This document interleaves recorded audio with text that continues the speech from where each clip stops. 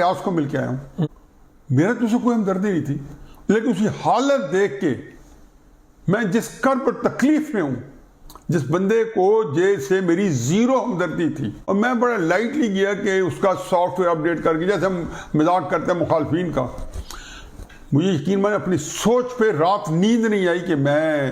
وہ کیا کیلسنس تھی میری، یا کیا میں شکل القلب تھا، میں کتنا ایک میرے اندر سنگ دلی تھی کہ میں اس کے بارے میں یہ سوچ رہا تھا کہ یہ اس کو سافٹ ویئر اپڈیٹ کر کے واپس بھیج دیا۔ پتہ چلا کہ اس کی شخصیت ہی چینج ہو گئی ہے، اس کا ڈی این ہی تبدیل ہو گیا ہے، بالکل اب وہ عمران ریاض نہیں ہے، آپ کو کبھی بھی نہیں۔ ان کے اندر لکنت آ چکی ہے، ان کے اندر عجیب و غریب قسم کا نفسیاتی طور پہ ہجان آ چکا ہے۔ کیا حاصل ہوا؟ لیکن آپ کا یہ خیال ہے کہ جو لوگ قبروں میں پڑے ہیں، اسٹیبلشمنٹ نے دیکھے ہیں ان کا انجام، کاش کہ اللہ میاں کیا ان کو انجام دیکھ لیتے ہیں۔ ان کی غلط فہمی ہے کہ اللہ کا